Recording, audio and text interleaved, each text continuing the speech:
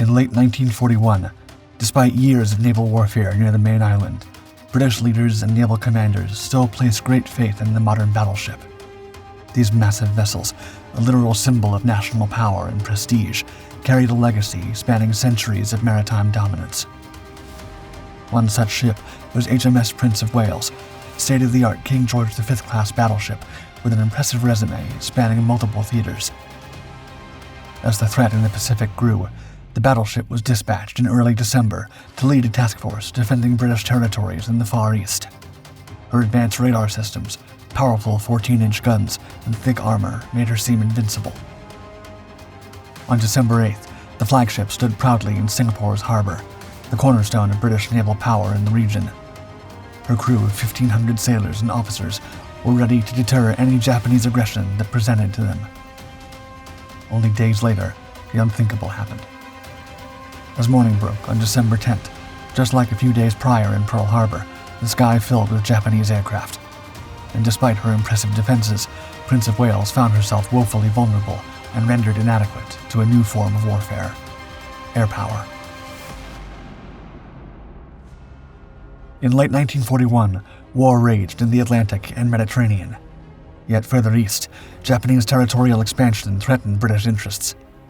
To deter imperial aggression, Winston Churchill and his cabinet recognized the need to reinforce naval presence in the region. With most of the Royal Navy's assets heavily engaged in protecting convoys and combating German U-boats, and a misguided belief that the Japanese Empire lacked significant naval power, Churchill opted for a smaller yet still powerful squadron to defend Malaya, Borneo, and the Straits settlements. On December 1st, Sir Tom Phillips, renowned for his strategic insight and leadership in Norway and the Mediterranean, was promoted to full admiral and appointed commander-in-chief of the Eastern Fleet. The following day, his task force, Force Z, steamed into Singapore harbor. Force Z comprised the modern battleship HMS Prince of Wales, the battle cruiser HMS Repulse, and was initially supported by the destroyers HMS Electra, HMS Express, HMS Tenedos, HMAS Vampire, and the aircraft carrier HMS Indomitable for essential air cover. However, the carrier's accidental grounding forced a revision of the plan, leaving Prince of Wales as the centerpiece of this deterrent force in the Far East. His Majesty's ship Prince of Wales was a King George V-class battleship that entered service with the British Navy in early 1941. This hefty ship, which displaced 35,000 tons, could slice through the waves at speeds exceeding 28 knots. She was also heavily armed, including 10 large-caliber main guns and 16 secondary guns, housed in 4 main and 8 secondary turrets. Additional weaponry included short-range anti-aircraft weapons for close defense. By the time Admiral Phillips chose her as his flagship, Prince of Wales had already carved out a glowing reputation, having played a crucial role in the hunt for the German battleship Bismarck, and instrumental in safeguarding Atlantic convoys against enemy naval threats. The flagship also had one of the world's most advanced naval anti-aircraft systems, the High-Angle Control System, or HACS. This state-of-the-art technology, tested during Operation Halberd in the summer of 1941, consistently delivered accurate, long-range radar-detected anti-aircraft fire against Italian aircraft.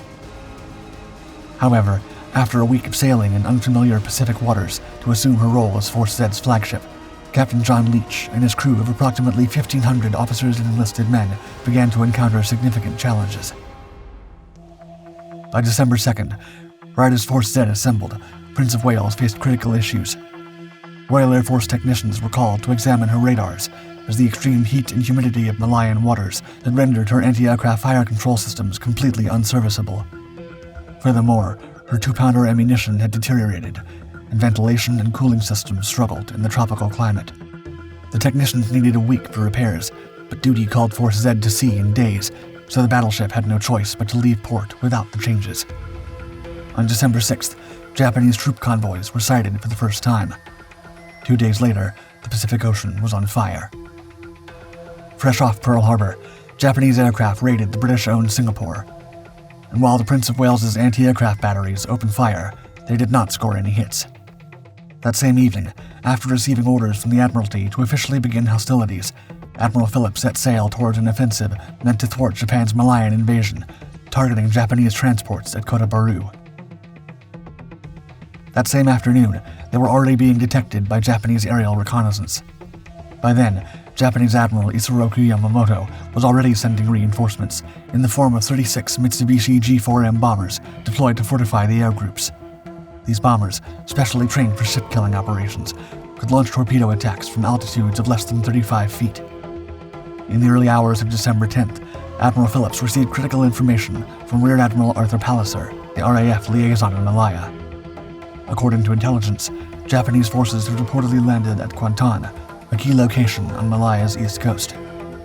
With this, Phillips promptly directed Force Z toward the area, maintaining radio silence to hide their position. However, this decision also left them without air cover. At 6:30 a.m., as morning broke, Repulse's lookouts noticed an aircraft tracking them. Reacting quickly, Prince of Wales launched her Supermarine Walrus reconnaissance plane. However, after surveying the area, the aircraft found nothing unusual and proceeded to Singapore, leaving Force Z behind. All the while, Phillips remained unaware that a large group of Japanese bombers was already frantically searching for his ships. At 10:15 a.m., Ensign Masato Hoashi, piloting a scout plane, spotted Force Z.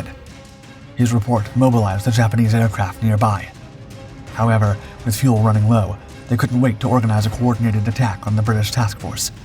Instead, they would strike in waves as they arrived. Finally, at 11:13 a.m., 8 Nell bombers from the Mahoro Air Corps descended upon Repulse, the air filled with flak as the destroyer's gunners fought back intensely. While 7 550-pound bombs missed their mark, one penetrated the hangar and upper deck before exploding in the marine mess. Despite the hit, Repulse remained largely intact, maintaining her speed at 25 knots. The ship's defenses also proved effective, damaging 5 of the attacking bombers and forcing 2 to return to base. As the initial clash subsided, every man of Force Z's crew, knowing this was only the beginning, braced themselves. At 11:40 a.m., the sky darkened once more as 17 Nell torpedo bombers descended upon the 2 capital ships. 8 zeroed in on Repulse, while 9 set their sights on another just as valuable target, Prince of Wales. The air filled with the thunder of anti-aircraft fire as Prince of Wales gunners fought back fiercely, downing 1 Nell and damaging 3 others of the approaching aircraft. It wasn't enough. 1 torpedo found its mark, striking her where the outer port propeller shaft exited the hull. Within seconds, the shaft, still turning at maximum revolutions, twisted violently, rupturing protected layers and allowing 2,400 tons of seawater to rush in, slowing the mighty ship to a crawl of 16 knots. From then on, damage continued to snowball rapidly. Prince of Wales listed 11.5 degrees to port, rendering her starboard anti-aircraft guns useless against low-flying attackers. Power failures cascaded all over the ship, silencing the aft turrets and leaving her vulnerable to further assaults. Below decks, chaos reigned as crew members scrambled to stem the flooding, but with pumps failing and water pouring in faster than they could remove it, they knew their efforts were futile.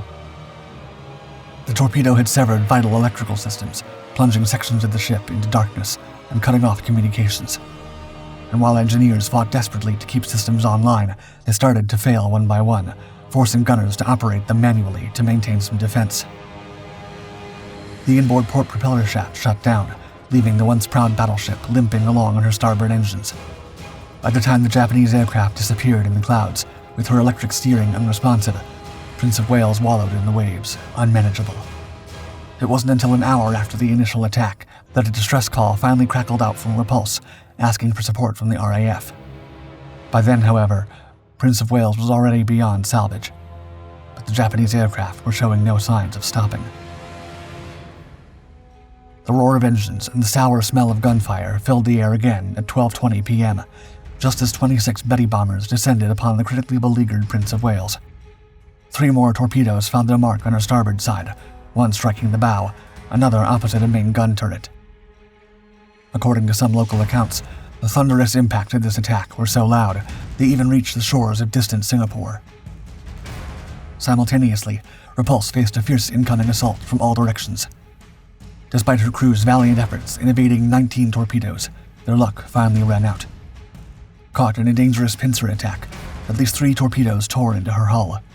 Within mere minutes, the once proud warship rolled over and plunged stern first into the depths at 12:33 p.m., taking many of her crew with her.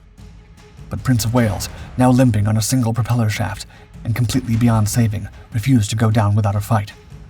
41 minutes past noon, her remaining working turrets opened fire on high-level bombers as best they could in a defiant last stand. Yet fate had one more cruel blow in store.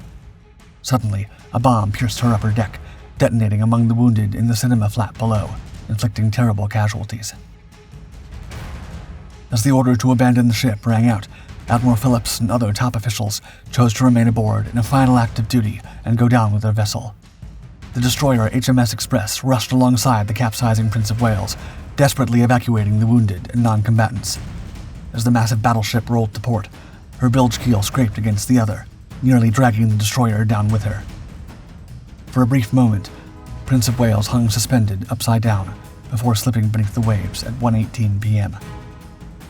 Just as she vanished, 10 Buffalo fighters of No. 453 Squadron arrived, too late to save the ships, but in time to spot Ensign Masato Hawashi's scouting plane.